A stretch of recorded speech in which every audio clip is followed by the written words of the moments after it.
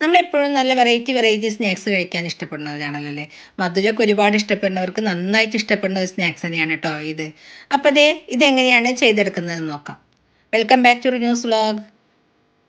അപ്പോൾ അതിനായിട്ട് ഞാൻ കുറച്ച് ഇൻഗ്രീഡിയൻസ് എടുത്തിട്ടുണ്ട്. അതൊന്ന് പരിചയപ്പെടുത്തി തരാം കേട്ടോ. 2 കപ്പ് റവയാണ് ഞാൻ എടുത്തിട്ടുള്ളത്. വറുക്കാത്ത റവയാണ് കേട്ടോ ഞാൻ എടുത്തിട്ടുള്ളത്. പിന്നെ ഞാൻ ഒരു പാക്കറ്റ് പാൽ എടുത്ത് വെച്ചിട്ടുണ്ട്. പിന്നെ ഒരു പാക്കറ്റ് ബ്രെഡ് എടുത്ത് വെച്ചിട്ടുണ്ട് കേട്ടോ. അതിന് ആവശ്യത്തിന് ബ്രെഡ് എടുക്കാൻ വേണ്ടിയിട്ടാണ്. ഇനി ഞാൻ ഗ്യാസ് സ്റ്റോപ്പിലേക്ക് ഒരു പാൻ വെച്ച് അതിലേക്ക് പാൽ ഒഴിച്ചു കൊടുത്തിട്ടുണ്ട്. ഇനി അതിലേക്ക് ആവശ്യത്തിനുള്ള പഞ്ചസാര ഇട്ട് കൊടുക്കുകയാണ് കേട്ടോ. ഏകദേശം ഞാൻ 2.5 കയ്യിൽ പഞ്ചസാര അതിലേക്ക് ഇട്ട് കൊടുത്തിട്ടുണ്ട്. നല്ലപോലെ പഞ്ചസാര ഒന്ന് നമുക്ക് മെൽറ്റ് ചെയ്തെടുക്കാം. പഞ്ചസാരയൊക്കെ നല്ലപോലെ അലിഞ്ഞു വന്നതിന് ശേഷം നമ്മൾ എടുത്ത് വെച്ച റവ കുറേശ്ശെ ആയിട്ടിട്ട് നമുക്കതൊന്ന് നല്ലപോലെ തന്നെ ഒന്ന് ഇളക്കി യോജിപ്പിച്ച് കൊടുക്കാം കേട്ടോ. കട്ടയൊന്നും കെട്ടാതെ തന്നെ നമ്മളത് ഇളക്കി യോജിപ്പിച്ച് കൊടുക്കണം കേട്ടോ. ഞാൻ പാൽ നന്നായിട്ട് തിളക്കാനൊന്നും നിന്നിട്ടില്ല. പാലൊന്ന് ചൂട് കയറിയപ്പോൾ തന്നെ ഞാൻ റവ ഇട്ട് കൊടുത്തിട്ടുണ്ടായിരുന്നു കേട്ടോ. അല്ലെങ്കിൽ പെട്ടെന്ന് തന്നെ റവ വറ്റിപ്പോവും. അപ്പോൾ അത് ഇല്ലാണ്ടിരിക്കാൻ വേണ്ടിയിട്ടാണ് ഞാൻ ഇങ്ങനെ ചെയ്ത് കൊടുത്തിട്ടുള്ളത് കേട്ടോ. അപ്പോൾ ഞാൻ റവ എല്ലാം അതിലേക്ക് ഇട്ടിട്ടുണ്ട്. കണ്ടില്ലേ, കട്ടയൊന്നും പിടിക്കാണ്ട് നല്ലപോലെ തന്നെ ഞാനത് ഇളക്കി യോജിപ്പിച്ച് കൊടുത്തിട്ടുണ്ട് കേട്ടോ. റവ ഒന്ന് വെന്ത് കിട്ടും വേണം നമുക്ക് പാലിൽ. അപ്പോൾ അതിന് വേണ്ടിയിട്ടാണ്. ഇനി ഇതിലേക്ക് ഏകദേശം 1 ടീസ്പൂണോളം ബട്ടർ ഇട്ട് കൊടുക്കുന്നുണ്ട് കേട്ടോ.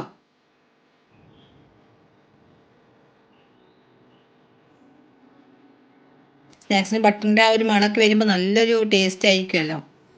അപ്പോൾ അതിന് വേണ്ടിയിട്ടാണ്.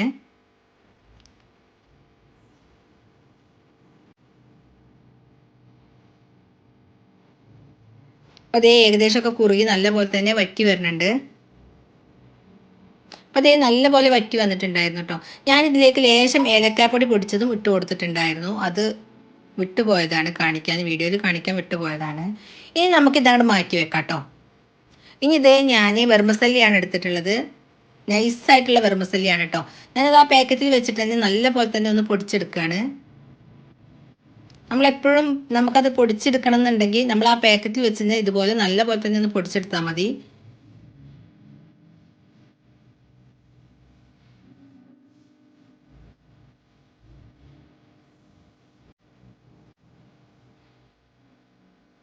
ഇത് വറുത്ത വെർമസല്ലിയാണ് കേട്ടോ. അപ്പോൾ നല്ലപോലെ തന്നെ ഞാനത് പൊടിച്ചെടുത്തിട്ടുണ്ട്. നമ്മളെപ്പോഴും ശ്രദ്ധിക്കും ചെയ്യേണ്ട നല്ല നൈസായിട്ടുള്ള വെർമസല്ലി തന്നെ എടുക്കാൻ ശ്രദ്ധിക്കണം കേട്ടോ.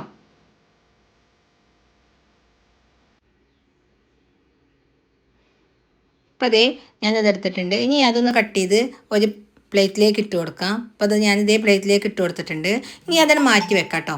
ഇനി ഞാനൊരു ബൗളെടുത്ത് അതിലേക്ക് 1 എഗ്ഗ് പൊട്ടിച്ചൊഴിച്ച് കൊടുക്കുകയാണ് കേട്ടോ. ഇനി അതിലേക്ക് കുറച്ച് മിൽക്ക് ഒഴിച്ച് നല്ല പോലെ തന്നെ ഒന്ന് ഇളക്കി യോജിപ്പിച്ച് കൊടുക്കാം.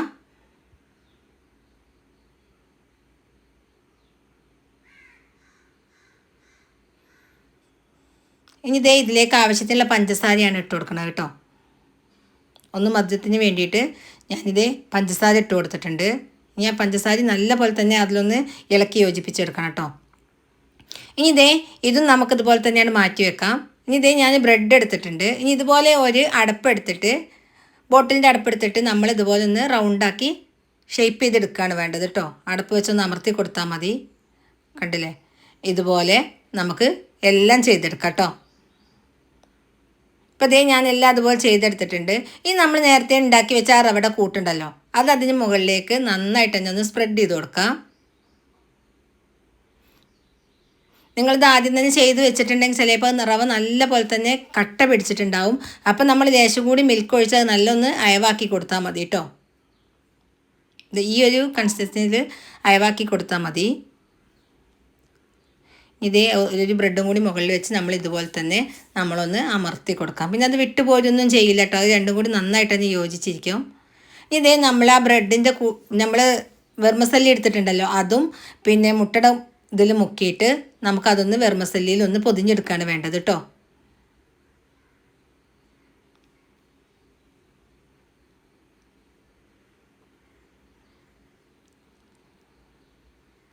കണ്ടില്ലേ, ഇതുപോലെ നമുക്ക് എല്ലാം ചെയ്തെടുക്കാം കേട്ടോ.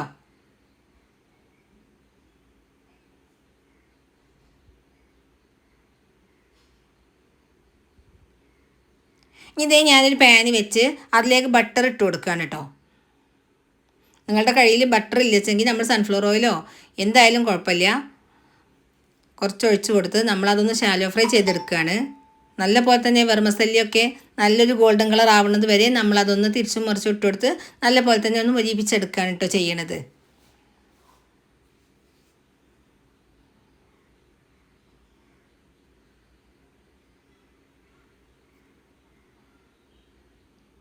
നമ്മളെപ്പോഴും തീ നന്നായിട്ട് തന്നെ കുറച്ച് വെച്ചിട്ട് വേണം ഇത് ചെയ്തെടുക്കാൻ കേട്ടോ.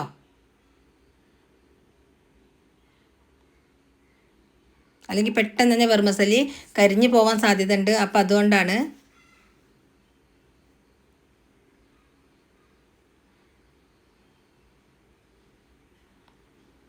അപ്പോൾ അതേ ഞാനിതൊന്ന് മറിച്ചിട്ട് കൊടുക്കുകയാണ് കേട്ടോ. കണ്ടില്ലേ, നല്ല പോലെ തന്നെ രണ്ടും ഗോൾഡൻ കളറായി വന്നിട്ടുണ്ട്.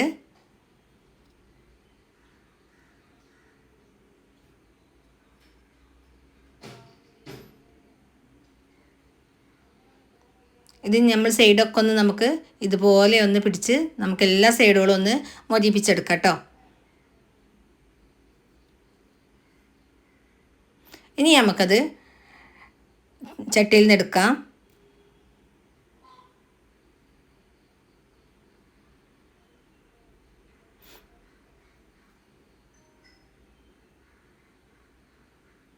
കണ്ടേ, നല്ല അടിപൊളിയായിട്ടുള്ളൊരു സ്നാക്സ് തന്നെയാണല്ലോ. നമുക്ക് പെട്ടെന്ന് തന്നെ ചെയ്തെടുക്കാനും പറ്റുന്ന നല്ലൊരു അടിപൊളി സ്നാക്സ് തന്നെയാണല്ലേ. കാണാനും നല്ല ഭംഗിയാണ്, കഴിക്കാൻ അതിലും ടേസ്റ്റാണ് കേട്ടോ.